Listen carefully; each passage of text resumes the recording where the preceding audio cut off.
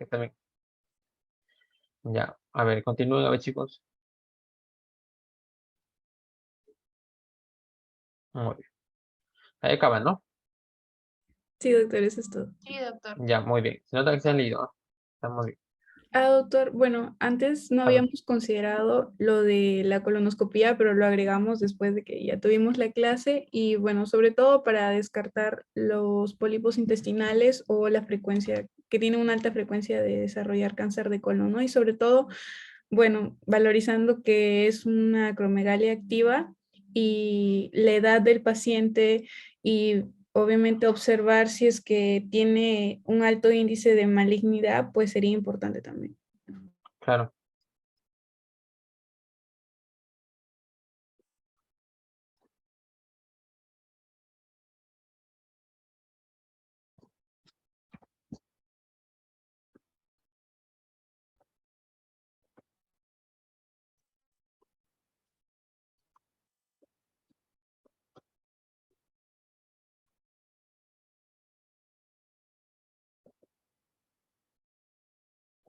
A ver, entonces ya me toca responder a mí.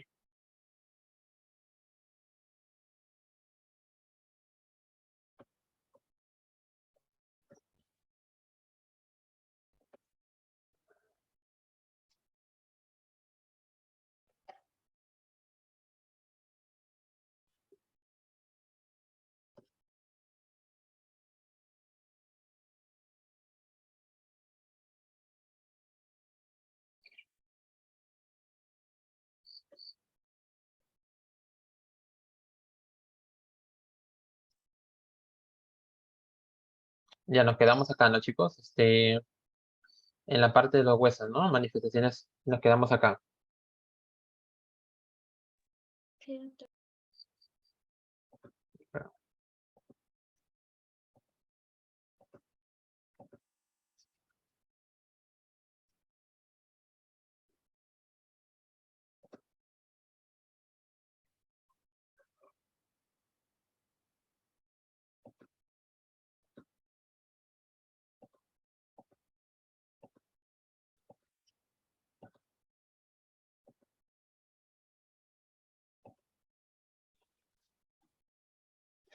Entonces quedamos en esto, ¿no? Su pregunta, chicos, la hacemos al terminar la parte de hiperpara y luego la otra ronda de preguntas al terminar el hipopara, ¿no? Para avanzar un poco. Entonces, manifestaciones óseas de los pacientes con hiperparatiroidismo son esas, ¿no? Un tumor mandibular, tumor mandibular de célula gigante, mira, que pueden destruir el hueso maxilar, ¿no? Y comportarse como un tumor maligno, ¿no? Entonces, es una de las manifestaciones clínicas también del hiperparatiroidismo y también hay un síndrome ¿cómo se llama esto? De hiperparatiroidismo tumor mandibular. Entonces, es importante ver eso, ¿no?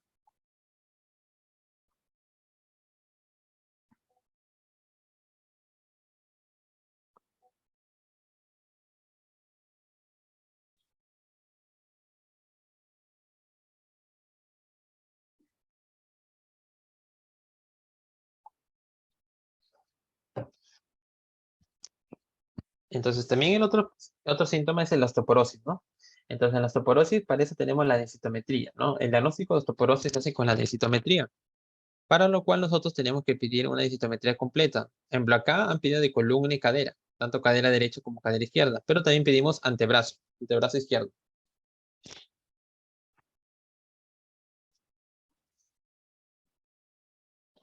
Entonces, nosotros utilizamos para el diagnóstico de osteoporosis el T-score. Hay dos scores, el T-score y el Z-score. El T-score es el que nos ayuda, ¿no? Es el que tiene a valorar el pico máximo de la edad de la masa ósea en jóvenes normales, ¿no?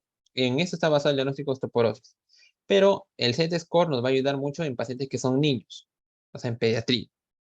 Para decir que un paciente tiene osteoporosis, tiene el T-score menos de 2.5. Para decir que tiene osteopenia, es de menos 1.1 menos de 1, perdón, hasta 2.49. Ese se llama osteopenia. Se le llama osteopenia o baja masa ósea, ¿no? O baja densidad mineral ósea, ¿no? Y en normalidad, menos de menos 1. ¿Ya, chicos?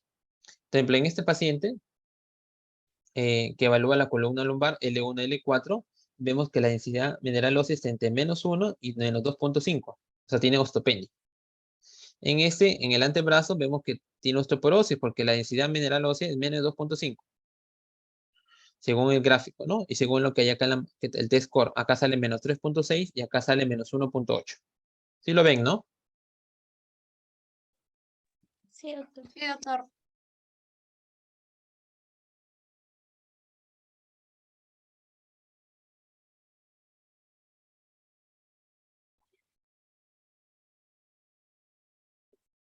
En,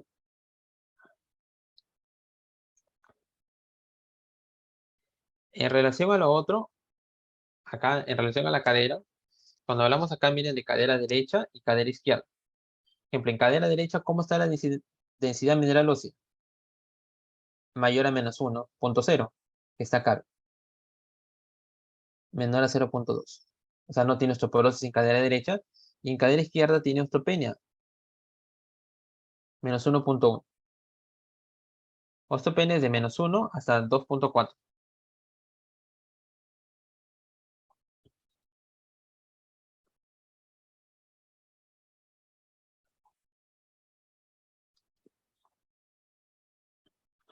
Eh, entonces, en este caso de esta paciente, que es la paciente Elena Chávez, que le hicimos en marzo de este año, tenía un T-score en la columna lumbar de menos 1.8, en la cadera derecha menos 0.6, en la cadera izquierda menos 1.1, pero en el antebrazo tenía menos 3.6. O sea, ella tenía una osteoporosis del antebrazo, y esta osteoporosis del antebrazo es característica del hiperparatiroidismo.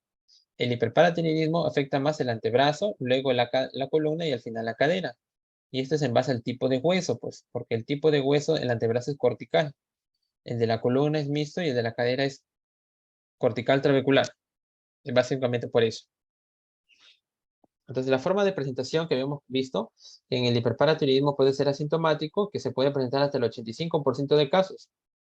Y se caracteriza porque tienen síntomas muy sutiles, ¿no? No tiene muchas manifestaciones, pero hay hipercalcemia o exceso de PTH. Y el normocalcémico, donde el calcio está normal, no hay síntomas específicos, pero tiene la PTH ligeramente elevada y persistente, ¿no?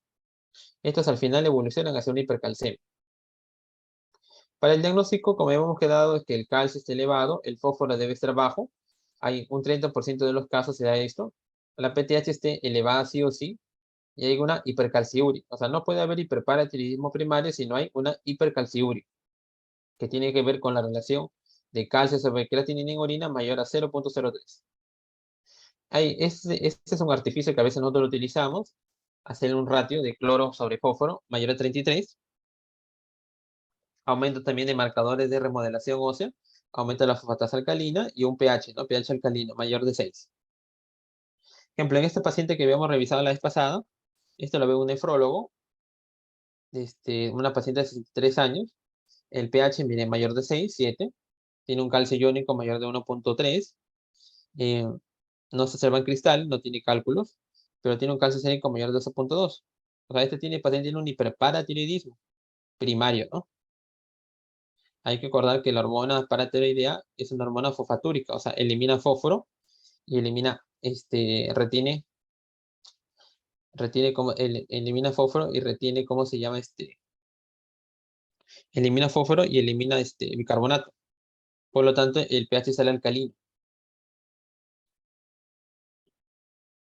Esta paciente fue derivada a nosotros porque tenía litiasis renal bilateral y tenía trajes del mando. Le pedimos su PTH y mire, estaba en 202, cuando lo normal es menos de 65. O sea, tenía 3 veces más. Entonces tenía un hiperparatiroidismo primario. Entonces en el algoritmo vemos este algoritmo, ¿no? El paciente tiene hipercalcemia, se le mide la PTH intacta, y la PTH intacta si sale alta, medimos el ratio de calcio sobre creatinina. Si este calcio creatinina es mayor a 0.03, es hiperparatiroidismo. Si es menor de 0.2, es hipercalcemia hipocalciúrica familiar. Para lo cual se tiene que hacer el estudio genético para medir un test un test genético que se mide el receptor sensible al calcio, que está tanto en la paratiroides como en el riñón. Entonces, el diagnóstico diferencial del hiperparatiroidismo es la hipercalcemia hipocalciúrica familiar, que también eleva PTH, que también hace hipercalcemia, pero no genera hipercalciuria, sino hipocalciuria. Ahora, si tenemos una hipercalcemia y el PTH está elevado, y el PTH mínimo y está bajo, hay que medir qué niveles de vitamina D y hay que medir la proteína relacionada a la PTH. ¿Por qué? Porque la hipercalcemia maligna puede ser por este problema, por la proteína relacionada a PTH. Y esa es la principal causa de hipercalcemia en hospitalizados. Podemos medir vitamina D. Si medimos 25 hidroxivitamina D, ¿por qué? Porque hay mucho consumo de vitamina D. O si es elevación de 1.25 D en linfoma, sarcoidosis, ¿no? Que también son otras causas malignas de hiperparatiroidismo secundario. Entonces, estudio de localización. Una vez que ya tenemos el diagnóstico de hiperparatiroidismo primario, hay que buscar si el adenoma está en el cuello, ¿no? Eso normalmente pasa en el 90% de casos, ¿no? Como es un frijolito, debe estar detrás de la tiroides derecha o detrás de la tiroides izquierda. Para eso, lo primero examen es hacer la ecografía. Es un estudio de localización. Y la gammagrafía paratiroidea ya es un estudio de función con Cestamib. ¿Por qué nosotros llamamos tecnesio? Porque el tecnesio sirve para evaluar la tiroides. Pero es una gamografía que evalúa tiroides y paratiroides. Entonces miren en la ecografía cervical cómo se ve un adenoma paratiroideo. Como un nódulo hipocogénico de bordes irregulares y de vascularidad periférica. Así lo describe el libro incluso. El radiólogo, mira cómo la describe. Como imagen adyacente al lóbulo izquierdo. O sea, no la describe ni como nódulo. ¿De qué tamaño?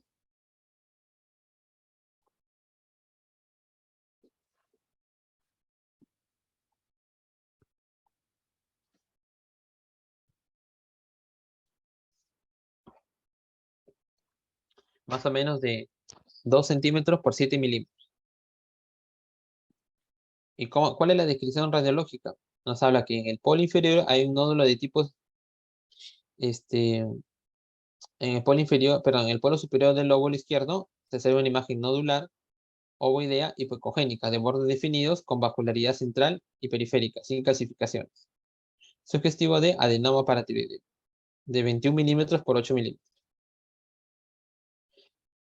Acá tenemos este casito donde hay una hiperplasia paratiroidea bilateral, mira, paratiroides izquierda y paratiroides derecho. La izquierda siempre está al lado del esófago, por anatomía, ¿no? En este caso hay dos. Este casito yo lo vi en Piura, Percy Tallón las que son pacientes piuranos. Un nódulo del lado izquierdo y un nódulo del lado derecho, de hiperplasia paratiroidea. Y este es un caso interesante, esto lo vi en Lima, en el Hospital Los de Mayo. Adenoma paratiroideo dentro de la tiroides, intratiroideo. O sea, está el lóbulo tiroideo derecho, el lóbulo tiroideo izquierdo, y el nódulo paratiroides es este, acá.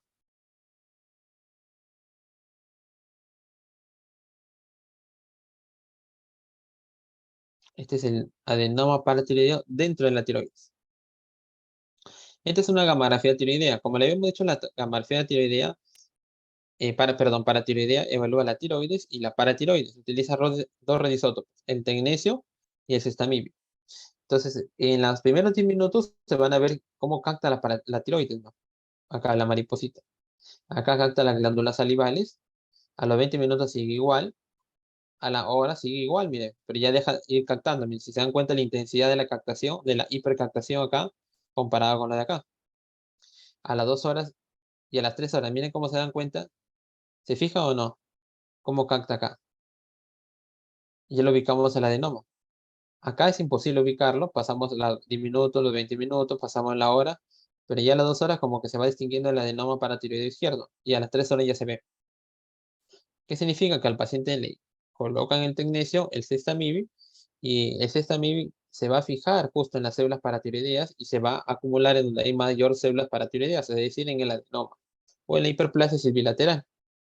Y el paciente le toma fotos a la zona cervical, cada 10 minutos, media hora, 60 minutos, 2 horas, 3 horas, ¿no? Hasta ver cómo va su captación. Esta es otra gamografía paratiroidea. Miren, pero acá en este es bien intenso, miren. Capta la glándula tiroidea, pero a los 15 minutos de la hora y a las 2 horas ya no capta la tiroides, pero sigue captando el cestamib, ¿no? Y a las 3 horas, miren. Un adenoma paratiroideo derecho.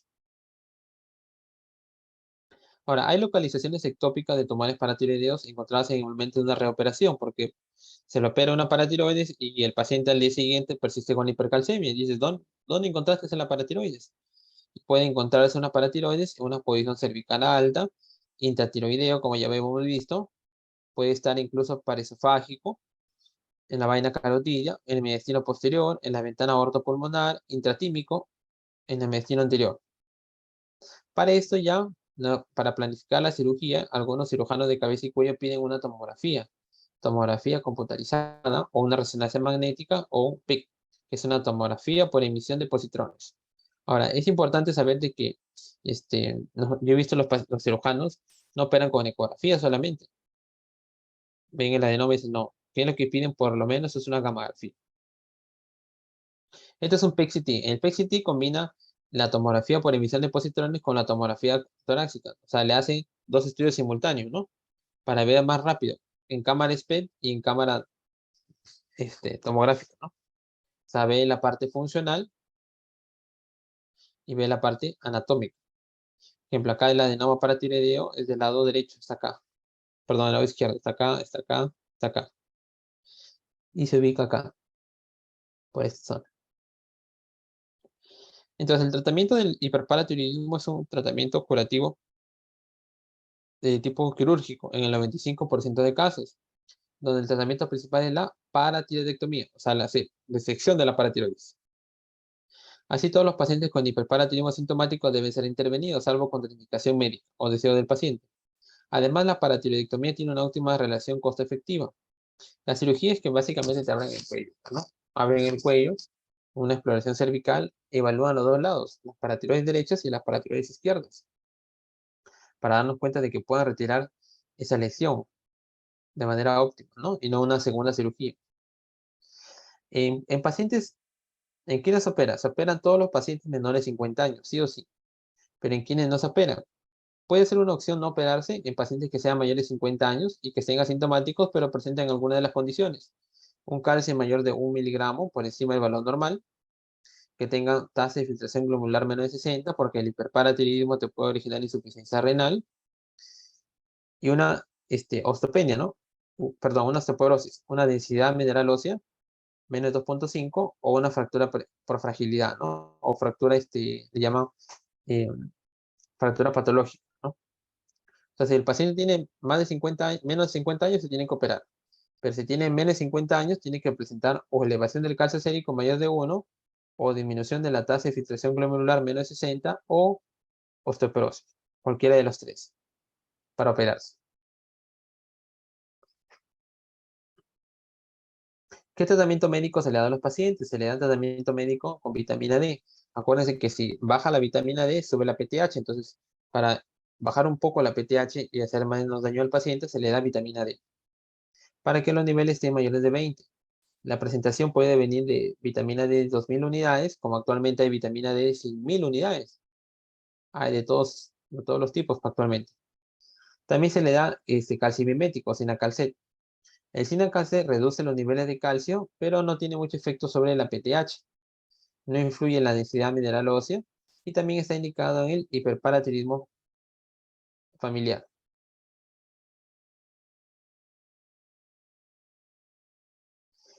Está probado, como le decimos, en pacientes que tienen hiperparatiroidismo y hipercalcemia, donde la cirugía no es viable o está contraindicada. El medicamento viene de 30 miligramos, se da 1 o 2 veces al día. Se llama sinacalcet, viene de 30 miligramos. Acá lo tenemos como G0. El otro tratamiento se llama antirresortivo, es decir, que evita la resorción ósea. Uno son los bifosfonatos, donde el más adecuado se dice que es el alendronato, tiene más evidencia en el hiperparatiroidismo primario, porque mejora la masa ósea en la columna lumbar y la cadera, sin alterar las concentraciones de calcio y PTH. ¿Cómo actúan los bifosfonatos? Los bifosfonatos se impregnan en el hueso, y una vez que se impregnan en el hueso, van a actuar inhibiendo a esta enzima, que es la farnesil piruvato sintetasa. Una vez que el hueso está impregnado de los bifosfonatos, estos bifosfonatos van a inhibir esta enzima, la farnesil piruvato fosfatasa sintetasa, dentro de los osteoclastos. Y esto va a haber una disfunción de osteoclastos. A diferencia del denosumab. El denosumab es un anticuerpo monoclonal. Este anticuerpo monoclonal va a inhibir a la LRAN, que se encuentra dentro del osteoclasto, y va a inhibir la osteoclastogénesis. Y de esa manera suprime la función del osteoclasto, la maduración, la supervivencia y la función. Entonces, son dos tratamientos antirresortivos, los bifosfonatos y los anticuerpos monoclonales, que es el denosumab. Ahora, ¿por qué es importante saberlo? Porque esos son también tratamientos para la osteoporosis, ¿no? Para la osteoporosis nosotros damos alendronato, solendronato y vandronato. Alendronato semanal, y vandronato mensual y solendronato anual. Entonces, ¿cómo actúan los bifosfonatos? Van a actuar en los osteoclastos. Y los bifosfonatos se incorporan en los osteoclastos vía transitosis, ¿no? Y hacen que en los osteoclastos maduros hay una disfunción de osteoclastos. ¿Al qué? Al inhibir esta enzima, la farnesil pirofosfato sintatasa. En cambio que los anticuerpos no clonales se van a unir al ligador RAM. Este ligador RAM nos ayuda mucho porque permite la osteogénesis. Entonces, más o menos este dibujito nos da, el denosumab inhibe la osteoclastogénesis, o sea, la formación de osteoclastos. Normalmente los osteoblastos van a crecer, van a formar hueso, pero van a producir una hormona que se llama LRAN. Ese LRAN estimula a los osteoclastos para que ellos puedan tener mayor actividad y supervivencia, ¿no? O sea, decir que puedan tener mayor actividad en la resorción ósea. Pero ¿qué hace, no? El denosumab, que es un anticuerpo monoclonal, se une a este LRAN y evita que este LRAN se una a su RAN, que es el receptor en la superficie del osteoclasto. De esta manera inhibe la formación, la actividad y la supervivencia del osteoclasto. Este es otro dibujito, ¿no? Interesante.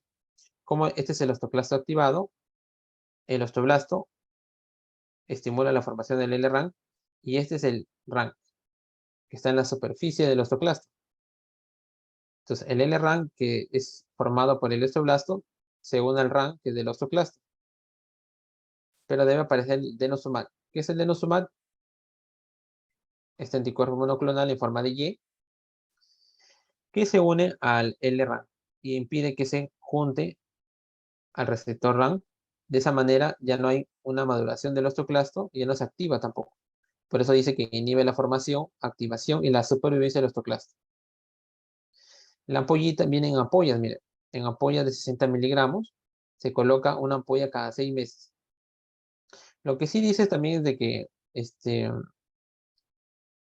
comparativamente el bifosfonato se puede utilizar hasta 5 años, tiene un efecto prolongado. En cambio que el denosumab se utiliza cada 6 meses. Y si tú retiras el medicamento, su efecto sobre la masa ósea se va perdiendo, pasados los 6 meses. Entonces, en tratamiento médico del hiperparatiroidismo normocalcémico, se trata de vigilar básicamente el calcio, la PTH y la masa ósea por densitometría. Es como si estuviera una mujer en una población general, en este caso 70 años en varones y 65 en mujeres. Y también en el asintomático que no reúnen criterios para cirugía.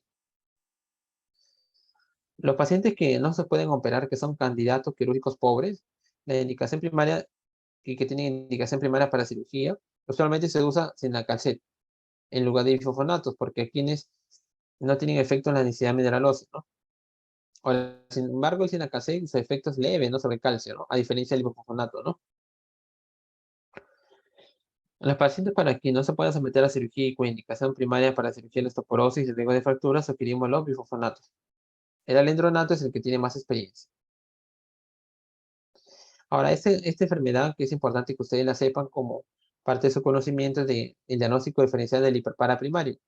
La hipercalcemia, hipocalciúrico familiar. Son pacientes que tienen hipercalcemia, tienen hipocalciuria relativa y tienen PTH ligeramente elevado.